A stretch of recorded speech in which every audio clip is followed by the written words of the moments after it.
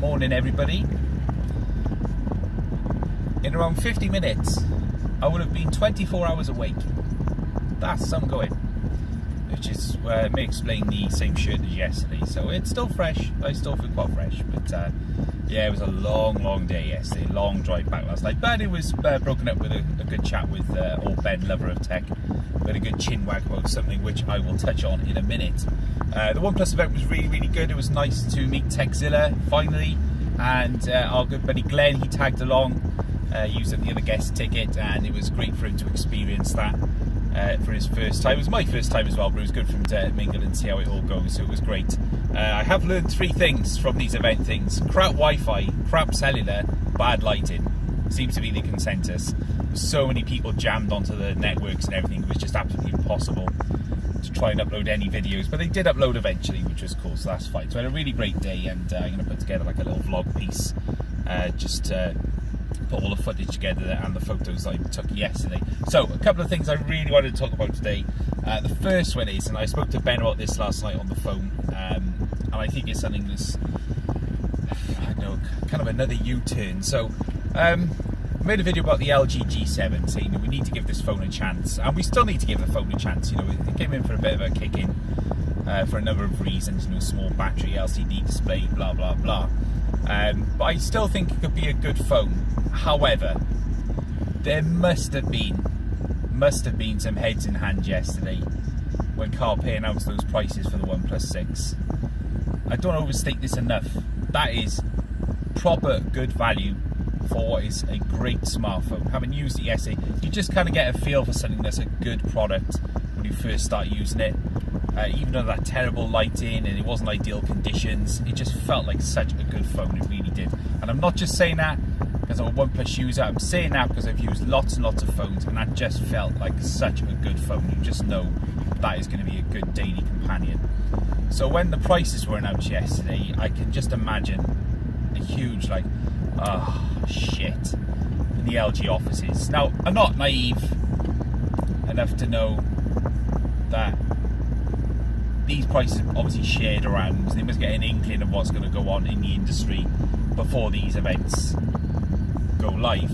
So LG must have had a slight inkling, but regardless, they must have thought, it's just another nail in the coffin for them. I just feel so sorry for them. It's, you know, it's self-inflicted in a way, and it's kind of sad because LG are a good brand. They make some terrific products, not just phones, but thinking, oh my god, that's just, you know, the LG price, was it $730 I think it was with B&H Photo, so that translates to around about, I don't know, 600 UK roundabouts on today's exchange. But you know, that's gotta that must have smarted a bit seeing that price. That is an absolutely brilliant price for a great phone, and they're bound to sell loads of them. They really are, especially in that silk white, stunning colour, really stunning. So LG's gonna have to either pull out some super discounts in the bag, or, you know, offer some freebies with the phone. I don't know what they're gonna do, but I just don't see how they're gonna compete.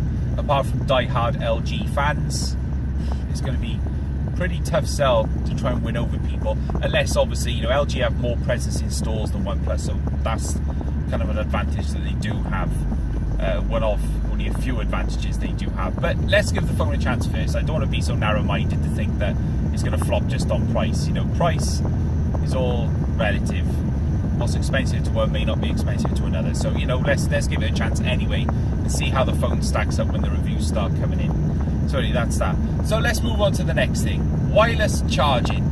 That was like the theme of the day more than anything. It kind of overshadowed the OnePlus 6 event a little bit, in so much that the thing that annoys me more than anything is that when was it ever a thing that as soon as a phone has a glass back, it must have wireless charging?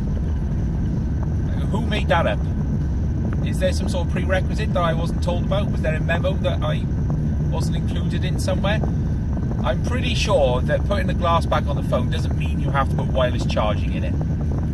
I don't think. I get that people are disappointed, and Steve Evenos, he mentioned a good thing that he uses wireless charging with some of his other phones, and he finds it convenient. So I'm not trying to take that away from anybody. I'm not saying it's not useful. I personally don't find it useful, but I can get that people find it useful, so that's cool. But what I don't understand is that as soon as OnePlus announces there's a glass back on the phone, there's this assumption that there's got to be wireless charging included. No, it doesn't have to be in there. There seems to be this big deal going on about it, and I just don't see why. And again, I'm not discrediting anyone. I just, who decided that? Glass back, wireless charging. Yes, it offers the opportunity. However, I don't see how that is a turn off for people. Maybe they'll put it in the next one, I don't know. But here's the thing. The OnePlus Dash charger outputs 20 watts of power. All the heat is contained within the plug, and that allows it to supply a big current into the handset to obviously top it up as fast as it does. And it is brilliant technology, it really is. It's so convenient. So, as Dan Gage pointed out, it's all about cost. So if OnePlus wanted to include fast dash charging wirelessly, they would have had to have found a way at expense to convert that 20 watts of power through a bespoke wireless charger through the phone. Because if they were just to operate standard wireless charging, then they are devaluing one of the key features of their handset, which is a day's power in half an hour. I think the fastest or highest output wireless charger is 15 watts. I've had a scout around, that's the fastest I could find, or most powerful I could find. Most are around about 7.5, kind of iPhone fast wireless charging.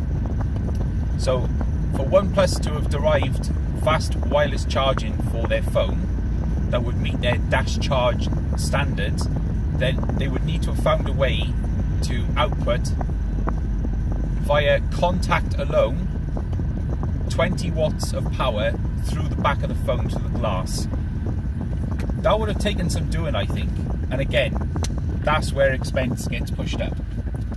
So I can see people's point about not having wireless charging. I can see why people would be disappointed by it.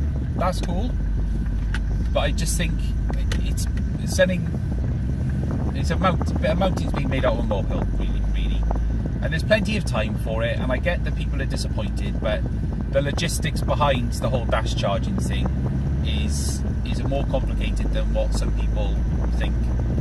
And again, I'm not being condescending here. I know some people know this, but there are lots of people who may not realise this. So again, I'm sure that if they wanted to put wireless charging, they probably would have, but it needs a bit more R&D, if you like. It needs a bit more thinking before they can put that into place. Because I'm pretty sure if they want to put fast wireless charging in their phone, they want to do it right, and they want it to work with their proprietary charging method.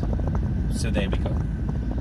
Another thing that they haven't brought out, which they should have ages ago, is a portable USB power bank with dash charge. That's something that would be so useful. I would find that more useful than wireless charging, to be perfectly honest. Much more useful. It's kind of the same thing if you think about it, isn't it? Portable charger, you don't have to anchor your phone to a wall outlet. So, that's that. And then we had some other things about, water. There's a lot of people at the moment with kind of mixed feelings about the whole thing. People kind of rubbishing it and things like that. Taylor Swift did a video on it, and I can get his sarcasm. I'm that kind of person anyway. I get the sarcasm side of it. He's got a good head on his shoulders. He's screwed on the right way. He's a clever guy, and I know what he's getting at. Deep down, he's just there to entertain people and give his viewpoints. That's it. I don't want to hate on the guy because I enjoy his channel. But I scoured through a lot of videos last night and comments and things like that, and there just seems to be a lot of people that's just so narrow-minded, it's ridiculous. And I'm not talking about anybody I know. I just see a lot of comments on some channels. It's like, oh, yeah, but this phone doesn't have FM radio. Oh, get real. Who listens to an FM radio? Seriously, I haven't used an FM radio in years. Our car's got DAB radio. In the house we've got a DAB radio. We just use Alexa or Google Home to play the radio, which is digital. So FM radio, it hasn't got IP60. Again, more cost. To get where they wanted to with that price, they had to cut out things which I'm sure they felt were not a necessity. They've spent the money wisely on specs which matter, I personally think. Specs and features which truly, truly matter, which people will find really good value from every single day. That's what I think. And again, I'm not being biased just because I got a OnePlus phone, I'm just being truthful. I would say this about any other phone. Huawei have got a glass back on their phone. There's no wireless charging on that. Nobody gives a shit. Nobody's batting an eyelid. So why OnePlus? You tell me. So there we go. That's my take on all of that anyway. So yeah, I'm going to put a little montage together, the footage and the pictures I took at the OnePlus event yesterday. And I put that on the West Side Story channel for you to enjoy at your own leisure. And yeah, and I hope, once again, like I said, yes, you enjoyed the coverage. It was my first time with that kind of thing. And I kind of wanted to go and enjoy the event. Didn't intend on doing any of the video, but I kind of felt obliged to. I know there was the live stream of the event, but it's nice to get a different perspective, proper hands-on time with the phone and that. And the staff there were at the demo stations, really, really helpful.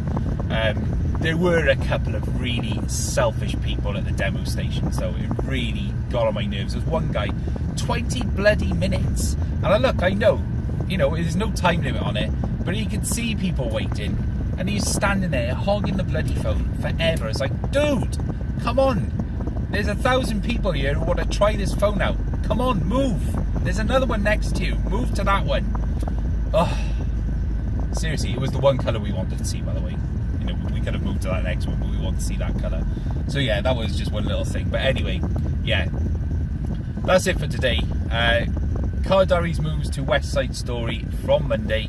So I'll post the link on my Twitter. The Twitter handle hasn't changed. It will still be under official_Mr. West. But you will be in a new home, and I can talk about more things apart from just tech on that channel. So thank you for all of your support and kind messages and everything while I've been doing it on this channel. But it's time for it to move. I want a portfolio just about products on Dave West's channel. So there we are. Alright, I'm going home to bed now. I am absolutely cream crackered. I've enjoyed every single minute of it, but I really do need to go to bed now after a night of work last night as well. So have a good day, everybody. Take care of yourselves, and I'll catch you guys